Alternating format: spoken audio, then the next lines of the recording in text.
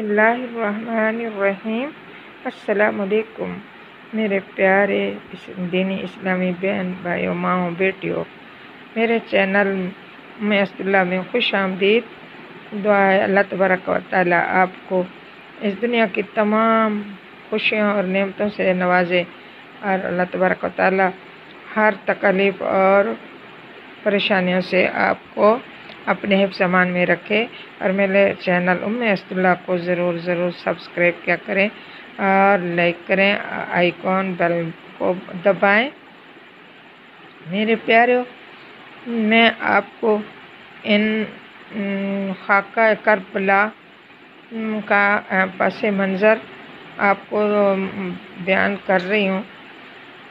نحمدہ و نصلی علی رسولہ الکریم، اما بعد، فاعوذ باللہ من الشیطان الرجیم، بسم اللہ الرحمن الرحیم۔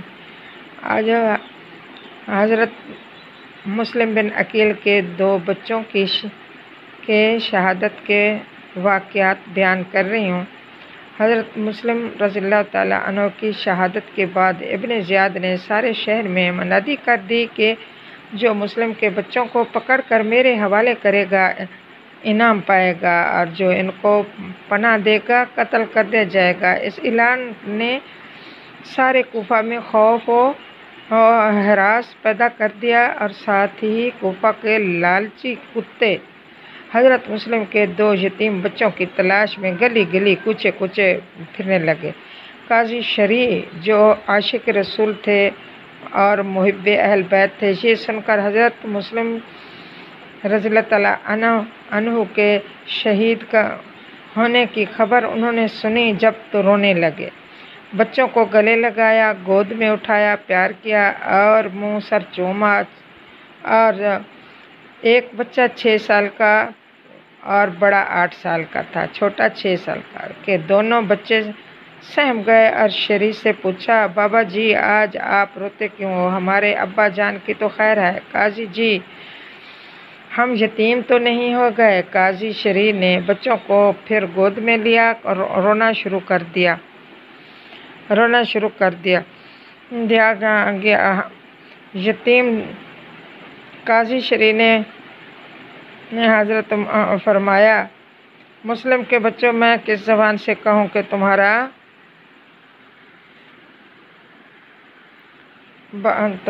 باپ ہمیشہ کے لیے، کس زبان سے کہوں کہ تمہارا باپ کو ظالموں نے شہید کر دیا اور تم یتیم ہو گئے ہو، لاوارث ہو گئے ہو، اور تمہارا باپ ہمیشہ کے لیے تم سے جدا ہو گئے ہیں۔ یہ سن کر دونوں بھائی ایک دوسرے کے گلے لگ کے رونے لگے۔ وطن سے دور ہیں، پردیسی ہیں، مجبور ہیں، کوئی غم خار نہیں، کسی پر اعتبار نہیں ہے، باپ کی جدائی ہے اور دشمن ساری خدائی ہے۔ ہائے بابا، ہائے ابا کہتے کہتے بے ہوش ہو گئے۔ قاضی شرعی نے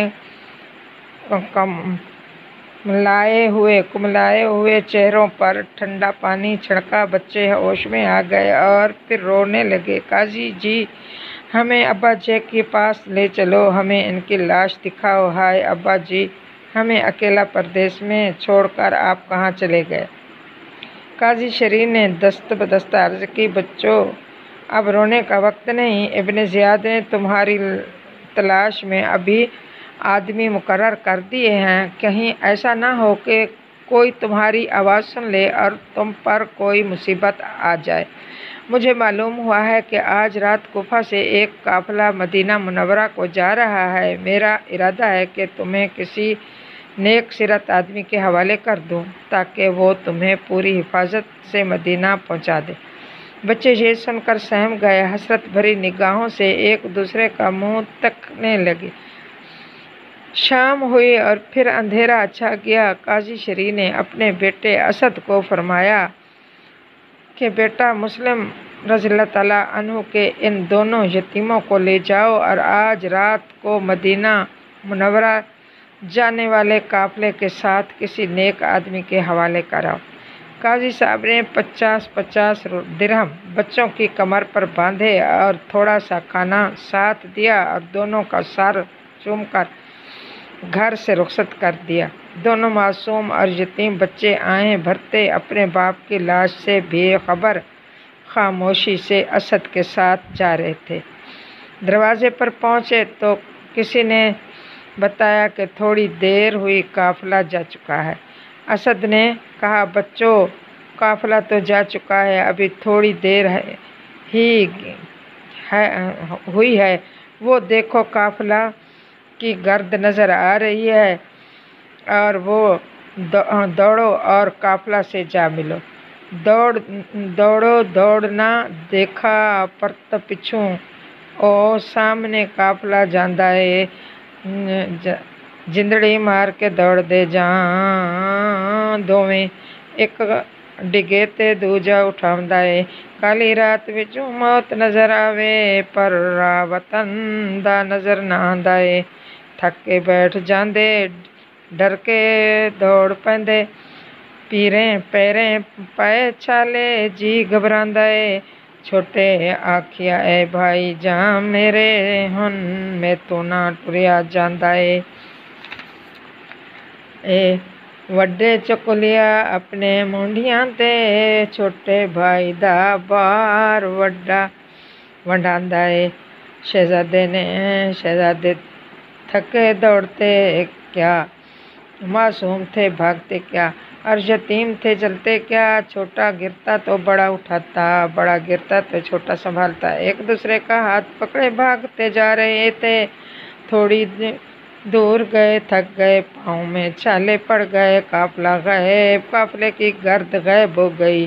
حیران تھے کہ کیا کریں، کہاں جائیں اور کسے آوازیں دیں۔ کوئی رحم کرنے والا نہیں، کوئی ترس کھانے والا نہیں، اور کوئی پناہ دینے والا نہیں۔ رات اندھیری اور خوفناک جنگل، مدینے کے مسافر بے یار و مددگار، نبی کے نواسے اور بے سہارا۔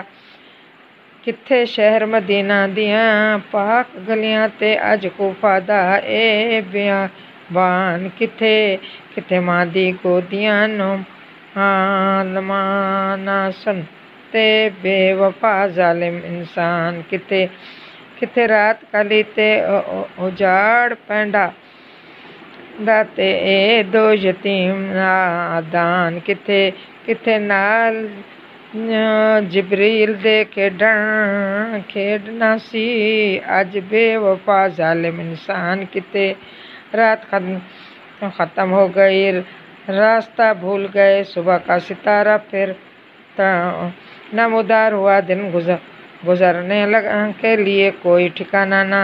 سوچ رہے تھے کہ ظالم کے دو بچے، دونوں کے کندھوں پر ایک دوسرے کے ساتھ ہی غضبناک آواز آئی کہ ساری رات تمہاری تھک کر کالی کمن، ایک رات انمول دار ہوا، دن گزرنے کے لیے کوئی ٹھکانہ نہ ہوا۔ تو ظالم بچے، ایک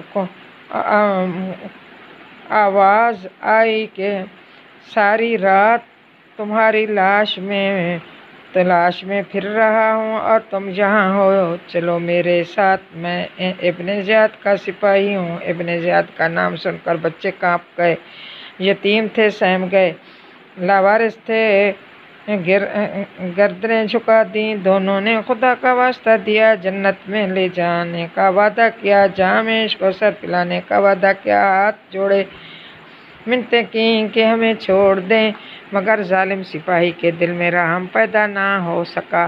صبح ہوتے ہی دونوں شہزادے ابن زیاد کے سامنے تصویر حیرت غم بن کر کھڑے تھے کہ دیکھیں ہمارے لیے موت کا کون سا وقت مقرر ہوتا ہے اور ہمارے سروں پر ظلم کی تلوار کب چمکتی ہے۔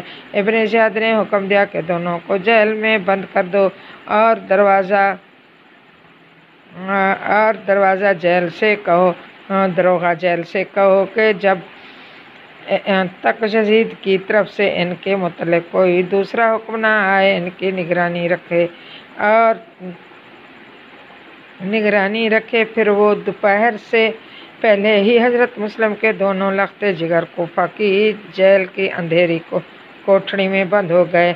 जेल का दरोगा, जिसका नाम मशहूर था, कमली वाले का गुलाम था और मुहिब्बे अहल बैत था। बच्चों को प्यार किया, खाना खिलाया, कदम चूमे, अर्ज की, ऐ मुस्लिम के बेटो घबराओ नहीं, मैं तुम्हारा खादिम हूँ, मेरा नाम मशहूर है, मैं तुम्हारा शुक्रगुजार हूँ कि तुम मेरे मेहमान हुए।